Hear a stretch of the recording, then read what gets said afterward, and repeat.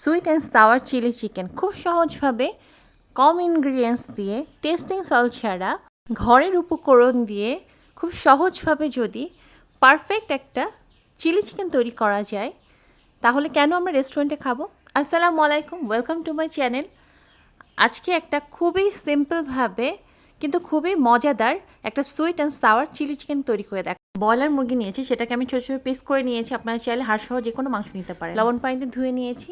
দিয়ে দিচ্ছি half teaspoon red chilli powder, ঝালটা আপনার স্বাদ মতো দিবেন। দিয়ে দিচ্ছি 1 টেবিল স্পুন সয়া সস, এটা আমার লাইট সয়া সস। দিয়ে দিচ্ছি লবণ দিবেন স্বাদ মতো। এখানে আমি কোনো রকম টেস্টিং সল্ট ইউজ করব না, শুধুমাত্র সয়া সসটা ইউজ করছি। দিয়ে দিচ্ছি 1 টিস্পুন হট টমেটো সস অথবা যে কোনো সস যেটা আপনাদের থাকবে। হাফ টিস্পুন টালা জিরার গুঁড়া, টালার জিরার গুঁড়া দিলে টেস্টটা বেশি ভালো হয়। হাফ টিস্পুন ধনিয়ার গুঁড়া অথবা কোরিয়ান্ডার পাউডার। দিয়ে দিচ্ছি 1 টিস্পুন গার্লিক পেস্ট অথবা রসুনের পেস্ট। দিয়ে দিচ্ছি 1 টিস্পুন আদার পেস্ট। এখন এটাকে ভালো করে হাতের সাহায্যে মিক্স করে নিতে হবে। হাতের সাহায্যে মিক্স করলে মাখানোটা ভালো হয়, মশলাটা ভালো মতো সব জায়গায় মাখানো হয়। এটাকে ইনস্ট্যান্টও তৈরি করা যায়, সময় থাকলে 2 ঘন্টার জন্য ম্যারিনেট করে রাখতে পারেন। দিয়ে দিচ্ছি একটা ডিম, 3 টেবিল স্পুন পরিমাণ কর্নফ্লাওয়ার দিয়ে দিচ্ছি। আপনারা যদি বাসায় কর্নফ্লাওয়ার না থাকলে তাহলে আপনারা এটাকে ময়দা দিয়েও কোট করতে পারেন যাতে চিকেনটা একটু ক্রিস্পি হয়।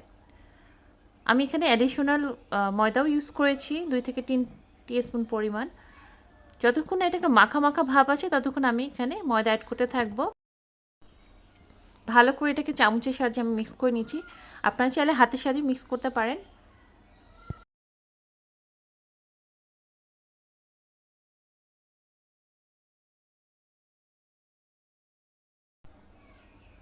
এখন এটাকে আমি ফ্রাই করব। ফ্রাই করার জন্য আমি এখানে একটা ফ্রাই প্যান নিয়ে নিয়েছি। এখন ফ্রাই প্যানটা প্রথমে গরম করে নিয়েছি, তেল অ্যাড করে দিয়েছি। তেলটা আমি ফ্রাই প্যানের অর্ধেকের কম পরিমাণ তেল আমি এখানে নিয়েছি, পুরো ভরে নেওয়া যাবে না। এটাকে এখন গোল্ডেন ব্রাউন করে ভাজতে হবে এবং মিডিয়াম আঁচে রেখে অবশ্যই ভাজতে হবে। জোর আঁচে ভাজবেন না, তাহলে কোটিংটা কিন্তু পুড়ে যাবে, ক্রিস্পি হবে না। একটু সময় নিয়ে একটু মিডিয়াম আঁচে রেখে আপনারা বারবার নাড়াচাড়া করবেন না, দেখবেন খুব সুন্দর একটা গোল্ডেন কালার ধারণ করলে দেন আপনারা এটাকে নামাবেন।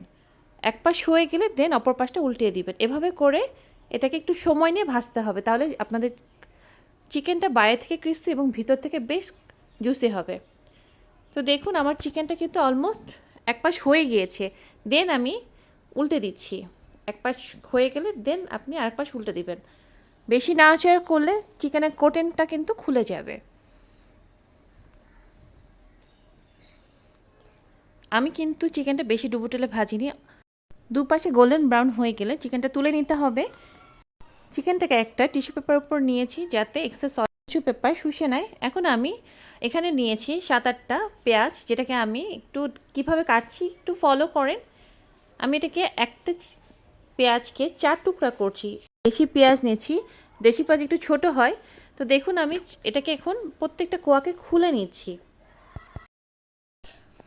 ভিডিওটা দেখুন কিভাবে করেছি। পেঁয়াজগুলোকে এভাবে কাটলে আপনার সাওয়ার চিলি চিকেনের টেস্টটা কিন্তু ভালো হবে। ভেজিটেবল কাটিংয়ের উপরেও কিন্তু রান্নার টেস্টটা ভ্যারি করে, ঠিক আছে। তো আমার সবগুলো পেঁয়াজকে এভাবে টুকরো করে এগুলোকে আমি প্রত্যেকটা কোয়া খুলে নিয়েছি, দেখতেই পাচ্ছেন ভিডিওতে। এখন এগুলোকে যেটা করতে হবে, আমি এটাকে কিছুটা তেলের উপরে এখানে প্রায় 4 টেবিল স্পুন পরিমাণ তেল নিয়েছি। কিছুটা লবণ দিয়ে দিব স্বাদের জন্য। টমেটো ক্যাচাপ নিয়েছি 4 টেবিল স্পুন পরিমাণ, হট টমেটো সস যেটা থাকবে আপনারা সেটাই দিবেন। পেঁয়াজের কালারটা একটু চেঞ্জ হলে তখনই টমেটো ক্যাচাপটা দিতে হবে। হট টমেটো সসও ইউজ করতে পারেন। এখন এটাকে ভালো করে পেঁয়াজের সাথে নাড়াচাড়া করতে হবে। তেলের উপর পেঁয়াজ দেওয়া অবস্থায় যতক্ষণ না পেঁয়াজের কালারটা চেঞ্জ হয় সেই পর্যায়ে কিন্তু আমি টমেটো সসটা অ্যাড করেছি। দিয়ে দিচ্ছি চিনি 1 অথবা হাফ টিস্পুন পরিমাণ। যেহেতু টমেটো ক্যাচাপ দিয়েছি একটু টক হবে, সো আমি সেটাকে মাইল্ড করার জন্য চিনি দিয়ে দিলাম হাফ টিস্পুন। এখন আমার যে চিকেনটা রয়েছে চিকেনটাকে আমি পুরো মিশ্রণের সাথে মিক্স করে ফেলছি। ভালো করে এখন এটাকে নাড়াচাড়া করে নিয়েছি যাতে সসটা প্রত্যেকটা চিকেনের গায়ে ভালো মতো লেগে যায়।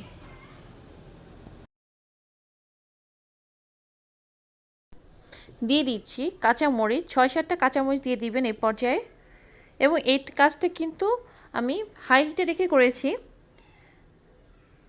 চুলার আঁচটা এই পর্যায়ে আপনি কমিয়ে দিবেন, যেহেতু আমার অলমোস্ট পেঁয়াজটা সিদ্ধ হয়ে গিয়েছে। আমি এখন কমিয়ে দিয়ে কিছুক্ষণ এটাকে রান্না করব।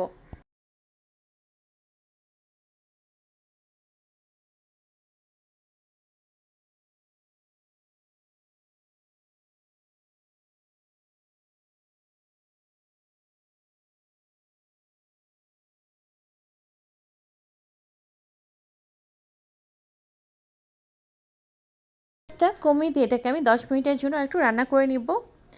আপনারা চাইলে এখানে যদি সয়া সস অ্যাড করতে চান তো দিতে পারেন, এবং কিছু সিসামা সিড ইউজ করতে পারেন, অথবা তিল, সাদা তিল যেটা, তাহলে দেখতে আরও ভালো হবে। এই তো তৈরি হয়ে গিয়েছে আমার মজাদার, খুব সহজে ঘরের উপকরণ দিয়ে রেস্টুরেন্টের থেকে বেটার টেস্টে খুবই সহজভাবে আমি দেখিয়েছি আমার chilli chicken, sweet and sour chilli chicken. ভালো থাকবেন, ভালো লাগলে অবশ্যই আমার চ্যানেলটাকে সাবস্ক্রাইব করবেন, লাইক শেয়ার কমেন্টস কেমন লাগলো জানাতে ভুলবেন না। কমেন্টসের অপেক্ষায় থাকবো। ভালো থাকবেন, আল্লাহ হাফেজ।